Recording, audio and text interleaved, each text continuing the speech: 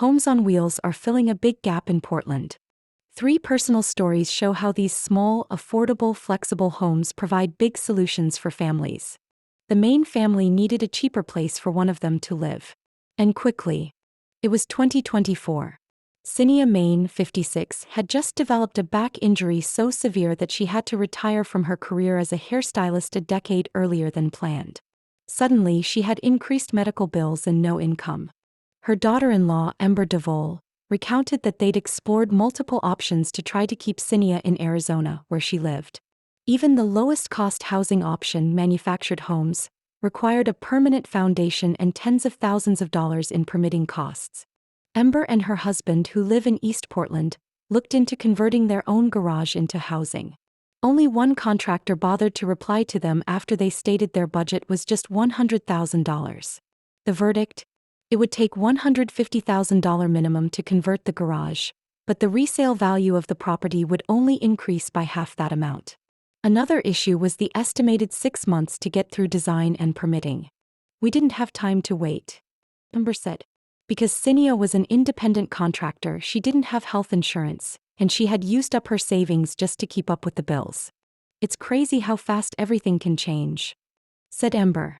Cole Peterson, the sole contractor who showed up at Ember's home, proposed another idea: a tiny home on wheels. A fast solution for a family in crisis. Unlike a traditional backyard cottage, tiny homes on wheels and recreational vehicles, RVs, are legally considered vehicles. This means that they aren't subject to the building permit process and its associated fees.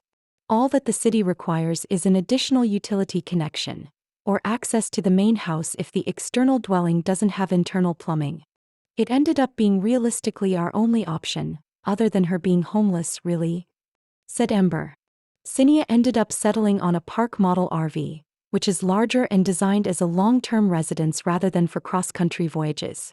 Even with upgrades like 4-season insulation and a 35-year warranty on the roof, the total cost came to $104,000. Adding the water and sewer connection only cost another $5,000. The new home is being delivered in mid-September. Though it's intended to be permanent, the fact that it could move elsewhere in the future made everyone more comfortable. Ember recalled, "She is just so scared of being a burden. If she doesn't want to live with us anymore, she can take it somewhere else and not feel indebted to us." Tiny homes on wheels. A Portland success story. Synia is lucky that her son and daughter-in-law moved to Portland 5 years ago. It's possibly the only city in the United States that has fully legalized living in wheeled dwellings on residential lots instead of just within commercial RV parks. In both of the Arizona cities where Synia's other daughters live, Synia's new living arrangement would be illegal, as it is in the vast majority of North American jurisdictions.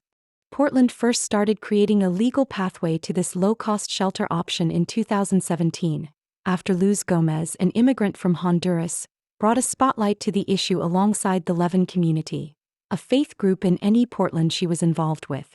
At the time, it was estimated that at least 100 of these homes already existed illegally, and their residents could lose their homes if neighbors reported them. City Commissioner Yadali, elected to City Council as a housing advocate, directed the Bureau of Development Services to stop enforcing prohibitions against them in 2017. 4 years later, Portland passed an ordinance fully legalizing tiny homes on wheels and RVs as permanent housing options on residential lots with an existing home. Because so little paperwork is required, there is no official count of how many Portlanders live in homes on wheels. But it's likely more common than people realize. Peterson, the contractor who worked on Synia's project, counted more tiny homes on wheels and occupied RVs in his neighborhood than traditional ADUs on foundations back in 2020. In other words, this was a fairly common way for people to live even before it was formally legalized and regulated. Since the city began legalizing and lightly regulating them in 2021, Peterson's company Tiny Hookups estimates it has installed sewer hookups for roughly 40 more. Tiny Hookups regularly gets job requests from outside of the city of Portland, but it always declines to get involved. It's still illegal. But for people seeking stable, private shelter in Portland, the price is impossible to beat. All of the people interviewed for this story financed their new homes with income from a home sale or personal savings. Even if you took out a loan for a brand new $100,000 RV, At 9% interest for 20 years, that would equate to a payment of just $900 per month. In affordable housing speak, that's low enough for a person making roughly $35,000 per year, 40% of the median income (AMI), for the Portland area to comfortably afford. Costs can certainly go down from there. Craigslist has multiple used tiny homes for sale in the $30,000 to $50,000 range, and older RVs in the $5,000 to $10,000 range. For the nearly 1 in 8 Portland area households in need of deeply affordable housing, defined as affordable to people at the 30% AMI level or less, these dwellings offer a solution without years-long waitlists, housing lotteries, or public subsidy. Because tiny homes on wheels are classified as vehicles instead of buildings, they get the benefits of bypassing much of the red tape and fees required for a backyard cottage. The largest infrastructure expense, an additional hookup for sewer, water, and electricity, can range from $3,000 on the low end to $15,000 for a complicated property. Scheduling city inspectors to certify the work can happen in a matter of weeks. If the vehicle doesn't have internal plumbing, that's allowed too, as long as occupants have electricity and access to a bathroom in the main house. Portland does not require any inspections on the mobile dwellings themselves, a critical part of making the program work, according to Peterson. If they had been subject to the same requirements as an ADU or a certified park model RV, as originally proposed, many existing residences wouldn't have qualified. Standard RVs, the most affordable housing option, are built to different ANSI standards than park model RVs. Inspecting an already built tiny home would require stripping it back down to the pipes and wires, a task few owners would volunteer for. Vehicles like RVs do have to be operable with wheels still attached, though they aren't required to maintain an active registration with the Department of Motor Vehicles. City code already prohibits inoperable vehicles from being visibly stored on private property for longer than 7 days. Since the dwelling is not permanently affixed to the property, it does not count toward a site's limit of how many homes can be built per local zoning. As long as there is space available, homeowners always have the option of adding a home on wheels. The simplicity of purchasing and installing a home on wheels compared to a backyard cottage has made it the ideal option for lots of Portland families, not just the Maines. Below are 2 more stories on why people are choosing mobile dwellings. A grandma-friendly solution for backyard childcare.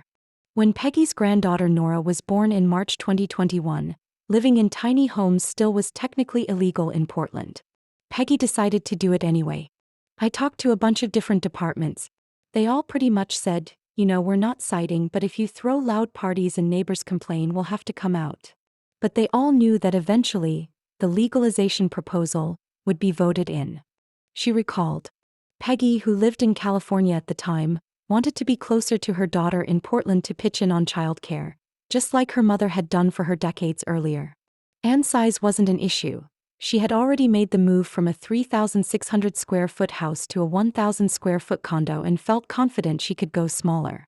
Her 311 square foot tiny home was initially supposed to be done in June of 2021, but COVID-related delays pushed the delivery date to December. In the interim, Portland's City Council adopted the ordinance legalizing it. I was actually lucky that it was passed before my tiny house came. It's nice to do things legally, said Peggy. She has now been living in the backyard of her daughter's home for 3.5 years. I love it. The home itself cost her $91,000, and then another $7,000 for the utility hookups and a gravel pad to park the house on. One of the biggest decisions to make was about the toilet and the associated sewer line. Due to a large tree, they had to use a directional boring machine to connect the sewer pipe, which made the hookup more complicated. They were like, "Do you really want a flushing toilet?" And this is me. Yes, I do. Peggy recounted with a laugh. If I lived in the middle of nowhere, then I'd be like, no, I could do composting or incinerating, but the incinerating toilets are like $9,000. She has made other upgrades since she moved in. Her first winter in Portland, she constantly felt chilled, so she had more heaters installed and a skirt that wrapped around the bottom of the house to stop cold air from passing under the floors. Currently, she is in the process of repainting the exterior to try to stay ahead of the local moss that can grow in any crevice. The tiny home has furnished Peggy with plenty of advantages. Peggy watches Nora 3 days a week while enjoying her own separate space to return to each evening. If Peggy's daughter decides to move to another house in the future, Peggy can go with them or move into a tiny home community. And not having a mortgage also allows her more flexibility to travel.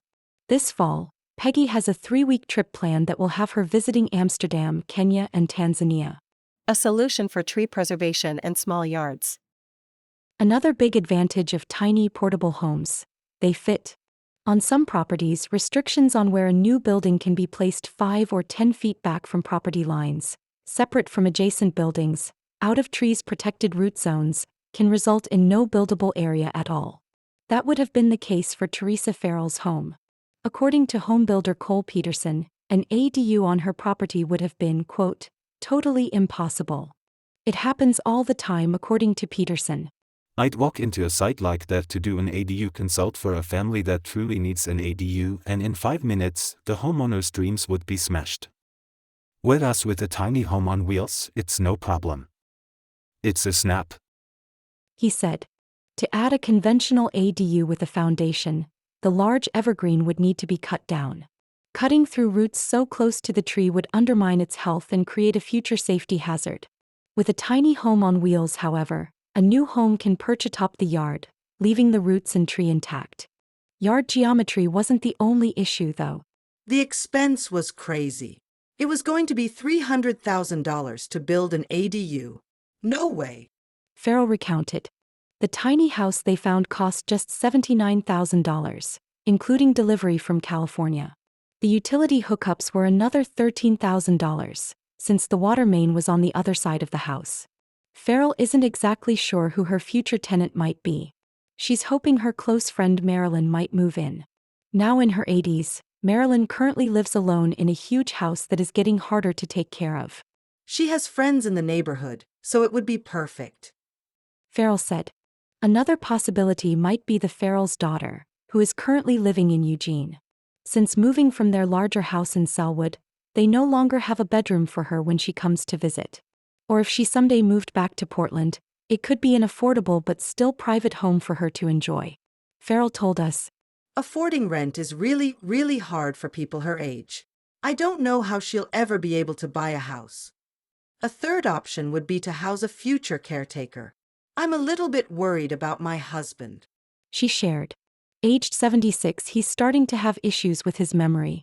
Farrell kept having a nagging sensation that it was time to make extra space and get things in line for the next stage of life. Farrell's ability to create space for any of those people was only possible because Portland legalized mobile dwellings as a housing option. For others like Synia and Peggy, homes on wheels allowed them to live near family, retain independence, and cut housing costs beyond what a traditional ADU could offer. I'm so lucky, said Ember, reflecting on the situation with her mother-in-law. I feel very thankful that we live in Portland and that this was the situation we could do. Other jurisdictions looking for fast, affordable solutions to the housing shortage might consider following Portland's lead. The low price tag and flexibility of a home on wheels is impossible to beat, which is why many people already live in them, legal or not. The regulatory framework Portland adopted simplified the process and reduced risk for everyone involved, making this living arrangement viable for more families who need it. Whether these dwellings ultimately end up housing a family member, caretaker, or other neighbor, homes on wheels are a vital piece of the housing puzzle that residents of any city could put to use right away.